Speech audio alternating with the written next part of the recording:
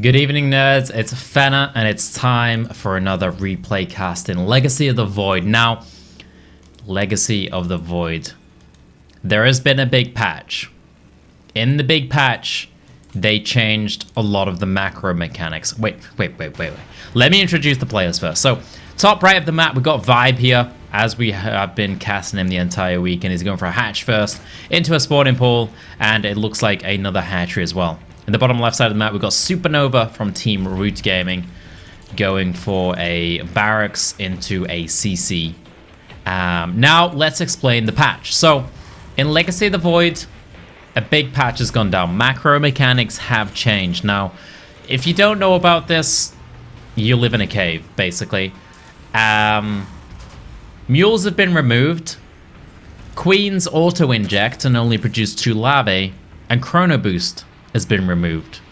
Blizzard have gone for something crazy here, where they're attempting to, and they might not stick with it, they've said they might not stick with it, attempting to remove macro mechanics or reduce the effect of them. The idea is that, from the viewer perspective, you don't really look at the macro mechanics too often. Like, you very rarely go back to the Terran base and look at the macro mechanics. You know, you don't see the mules going down, you don't see injects.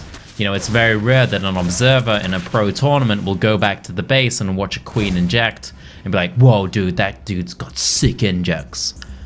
So the idea is you remove focus from the macro mechanics, which removes APM from the player, and the player then has spare APM to focus on micro mechanics, like throwing this Reaper bomb down, microing or multitasking in the late game. So this happened today. I played with it a bit, and I do enjoy it. I think it's a good change. It's going to take some more experimenting. It's very, very weird to play with right now. It's completely different than the past. In the early to mid game, it doesn't make too much of a change. Very little, in fact, because you're still going back to your base to build stuff. You know, you're going back to build your Rotron. You're going back to build your spawning pool. You're going back to build your gas. You're going back to build more queens. So even though you're not injecting, you're still going back to your base all the time. Now, when you get to the late game or the mid-late game, then you're just producing units. You're not worried about building tech structures as much, and you can just completely focus on micro. Multitasking, attacking from here and here at the same time, going for a nidus, dropping units, doing all that kind of stuff. And I think it's really exciting. I think it's a cool idea, at least. And from what I've played so far, it's pretty damn exciting. So I think it's a good change. We'll see how it goes. It's definitely going to need more testing. It's definitely going to need some balance tuning. Yeah, balance tuning is definitely going to need. Like, they even said, you know, these are just the initial tests. You know, obviously removing the macro mechanics and changing them massively is a big thing for the game. And, you know, it's not going to be perfect with the first implementation. Right now, it feels difficult for Zerg because it completely changes our builds. Like, we only produce 2 larvae at once instead of 3. So we have to change our entire builds to compensate for that, you know. If we're not producing 4 larvae, that means we need to produce another hatchery early. And everything's going to be a bit messy until Zerg players figure it out. Now, ViBE here is one of the better Zerg players in Legacy of the Void, so I expect him to figure this out pretty quickly. And, you know, not start floating too much in the early to mid to late game. That's all of the games right there. And for Terran players as well, you know, they're going to be focusing on dropping. They've still got the depot thing, so they're going to be dropping depots instead of using mules. It doesn't look like SuperNova has used a single depot drop yet, but I do believe that eventually Terran players will be using the depot drop a lot more as soon as they figure out how to fit it into their builds. But right now they're mostly just using the scan because the depot drop, here we go, depot drop. So double depot drop there. A depot drop, I think someone said on my stream, it's worth about 100 minerals because obviously you're not paying for the supply instead.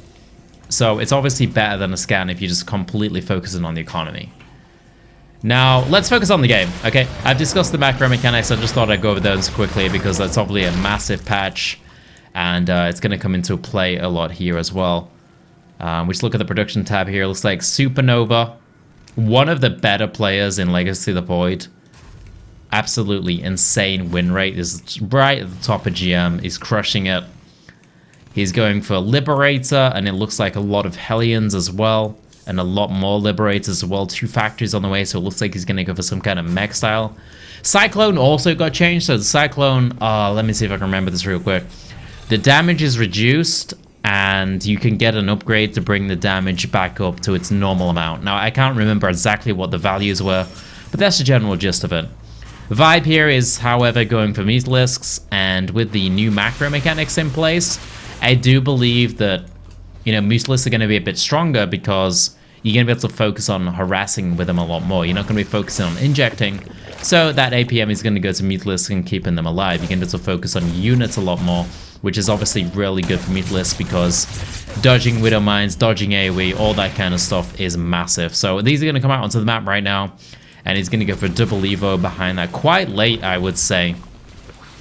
Especially for Legacy of the Void, already at 7 minutes here before they finish up, and there are Liberators going all around the map right now for SuperNova. This is the most annoying thing of Liberators, when they just go around the map and harass. It's so painful, but ViBE is coming in here now. Looks like he's going to focus down these Liberators. What can he do? Gets one of them. He's going for the second as well, but remember, Liberators do AoE damage to Mutalisks, and they don't have a lot of HP, so he needs to back off there before he starts losing them too inefficiently.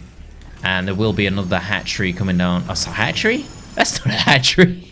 That's a command center coming down for SuperNova. Now, forgive me, guys. I may have had a couple of drinks before going into this replay cast, so it might be slightly off. And we got a Hydra Den coming down for ViBE right here, along with an Infestor Pit as well, and range upgrades. Now that is interesting. Maybe he's going to go for Swarmers here. I can't imagine exactly what he's going to do with the range upgrades. It might just be Roach Hydra into Viper. Again, Legacy of the Void is wide open now for playstyles and the way you want to play it. And ViBE is going for a lot of Roaches here. He does like the Ravager a lot. One of the few players that actually does. Myself, for example, was not messing with a Ravager at all until I saw ViBE using it a lot. Now, the problem is, what are you going to do with a Ravager if you don't have Zerglings? So Zerglings complement Ravagers really well because you can wrap around the entire army. So let's say a big circle of Zerglings coming in around this entire army right here, and then just throwing down Corrosive Bile over the entire army, and they can't escape because the Zerglings wrapping around the entire army. Now, obviously, this is not going to work too well against mech because there's Hellbats, and the Zerglings will just get absolutely roasted instantly. But that was the idea behind that style. Now, we're just with Roach Ravager. I'm not sure how he's going to make use of the Ravagers because the Terran player should just be able to move back. Now, one thing he can do with the Ravagers is hit the Liberators when they go into circle mode. So when the Liberator goes into circle mode, it can no longer move. He can also possibly hit siege tanks when they're sieged up. And that's one use I can see for those, so we'll see how he goes with that. He's going to move in here now. He's got Ravager, Roach, Hydralisk is moving in. It looks like SuperNova Siege is up, and ViBE is going to back off there. Just picks off the Hellbats that are at the front, a bit too overextended there. Oh, is ViBE going to go for it? He's going to move into the circles here, going a bit too far in my opinion. 2 more circles coming down from the Liberators there, and ViBE does decide to back off as those circles come down, and SuperNova has established this 4th base of it. Look at this creep spread from ViBE. Now, one thing that the macro mechanics change has done as well is allow you to put more APM into creep spread. You don't have to focus on those injects anymore. So, Jesus Christ!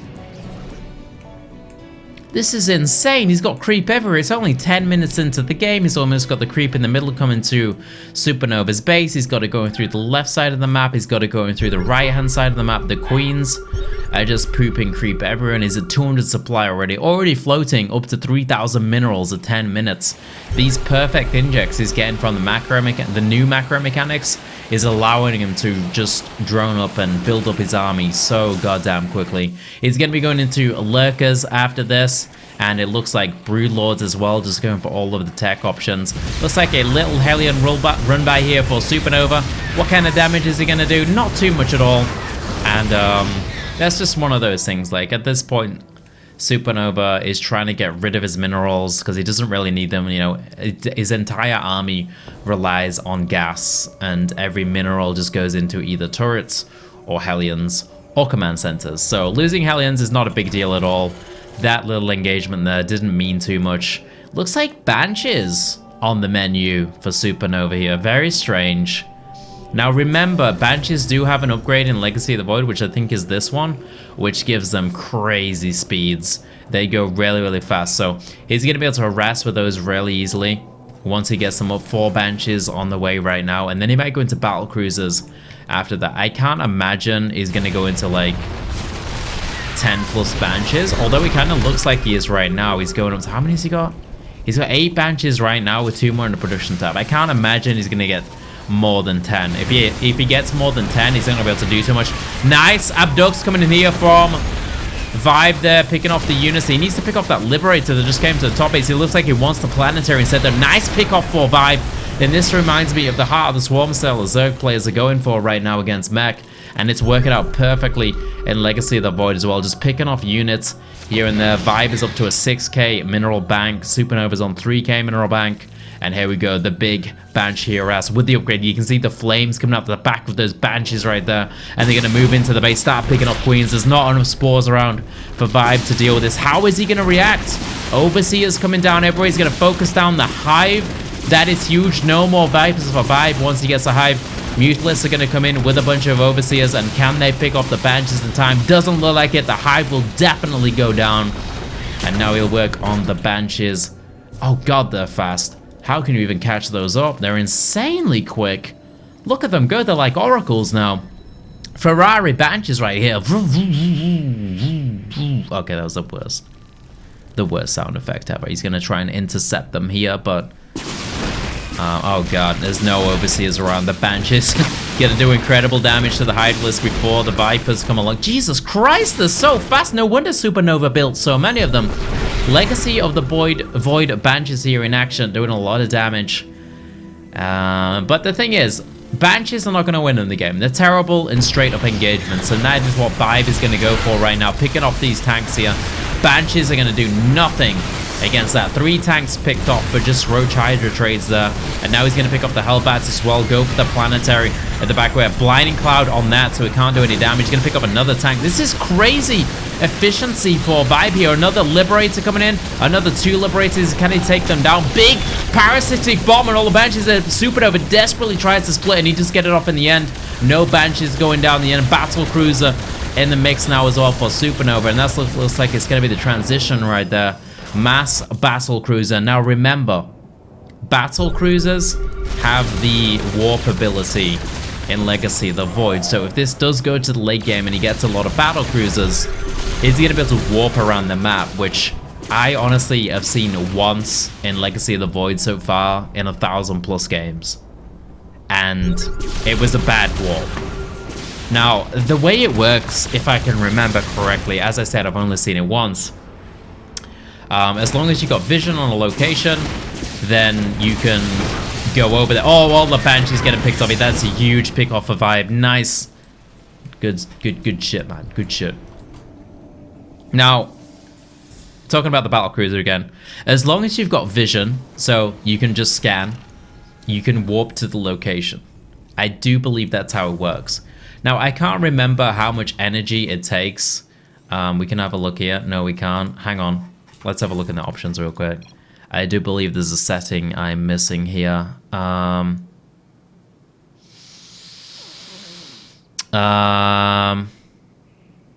Maybe not. It's just a WCS overlay. Okay, I can't see it, but there's the warping ability right there. I can't hover over it. I can't remember how much energy it takes, but we'll soon find out, I guess, because most likely he's going to use that ability to go harass some base or something like that. The best way I would like to see this used is, especially with the current unit composition of ViBE, he's only got 5 Vipers.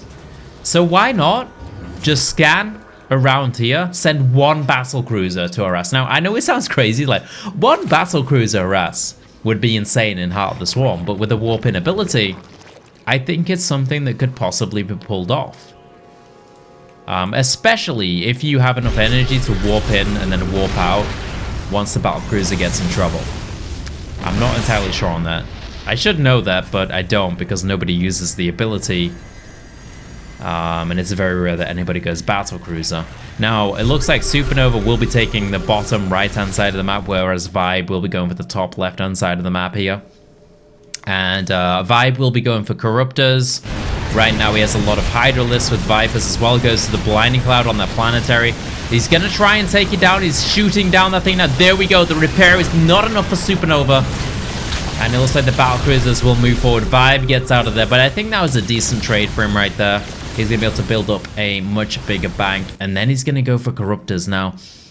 Whenever there's 17 plus Corruptors on the production tab, I'm not happy. Like, Corruptors are not the best unit in the world. Now, they do have extra utility in Legacy of the Void where they can go and piss on a base, basically. It's like, oh, I'm going to go piss on you and blow you up. Which I can't even remember what the ability. It's called Caustic Spray, that's the one. And you can go click on a hatch. It's a channel ability, and after 5 seconds, it does a lot more damage. So I just call it the piss ability because it looks like they're pissing on things.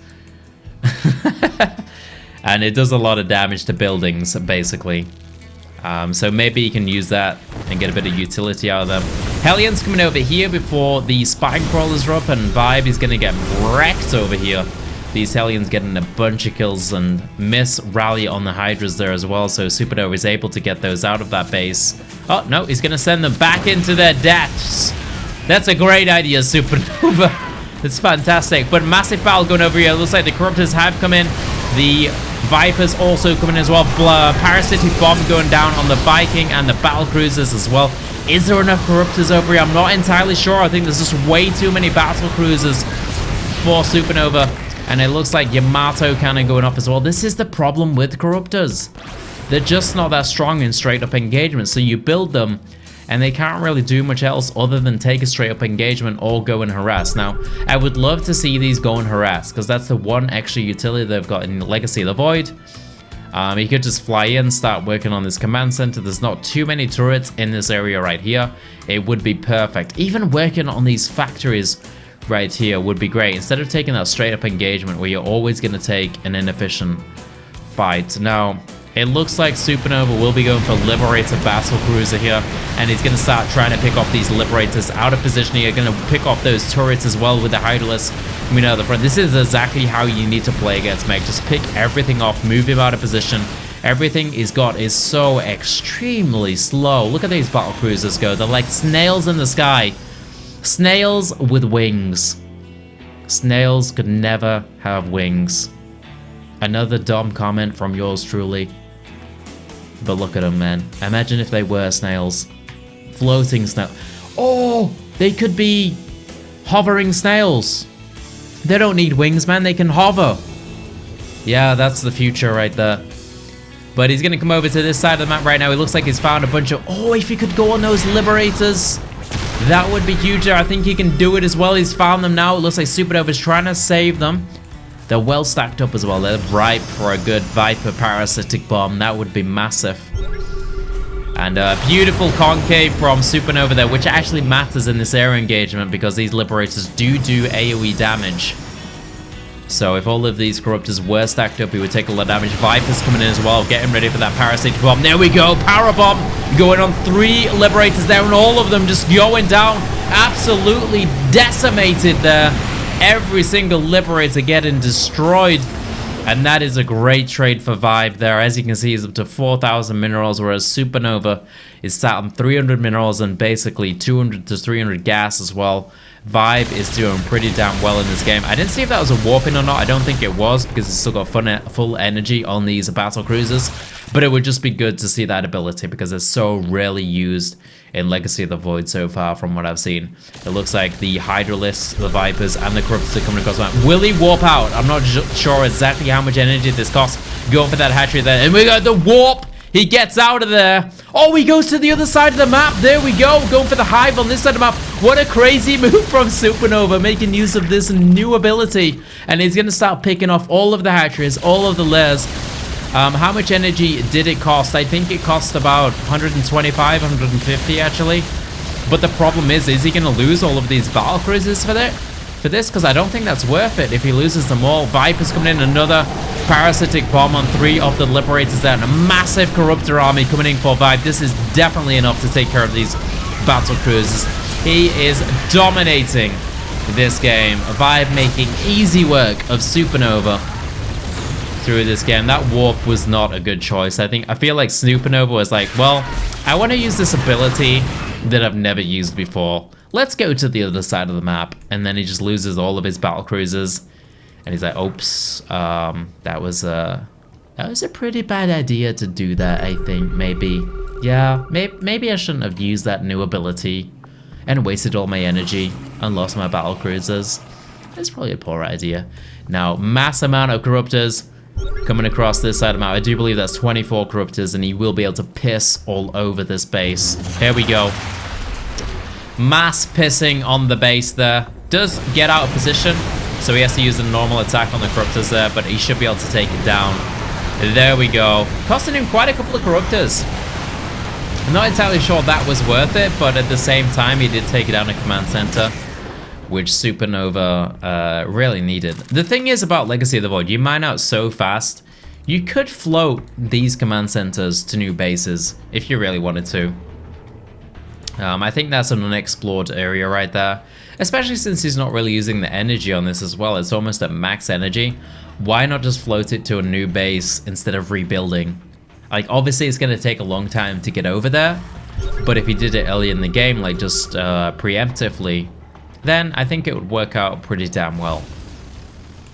And obviously at this point in the game, you don't really need the depot drop, so the only thing you're using the command center for is the scan, because you're not using it for mules anymore. Mules are not in the game anymore, so I think it would work out pretty well. Now, Mass Broodlord coming in for ViBE here. Looks like he's going in for the kill. A lot of Vikings and Banshees, but there's nothing for the Banshees to hit, really. They're not going to do too well against those Hydralisks, and ViBE is coming in here. He needs some Blinding Clouds on those tanks. He's going hard with these Hydralisks. I think he might be going a bit too far, but it's all going to work out because SuperNova just does not have enough Parasitic Bomb going down as well, wiping through these Banshees, wiping through with the Hydras, and the Corruptors just unchallenged in the air, taking everything down. One Blinding Cloud on this would do work as well, as it is doing pretty well. Does he have any Vipers left? He does, but he's not going for a Blinding Cloud. And GG!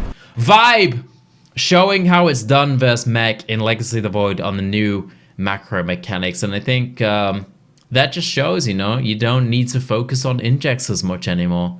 You can just focus on the engagements there, and that's why ViBE was able to take so many good engagements, because he can just focus on the macro rather than focusing on the macro. I don't know if it was the best show of the new macro mechanics, but hopefully you guys got a good feel for it. And I will see you nerds tomorrow for another video. Thanks for watching, guys. Peace.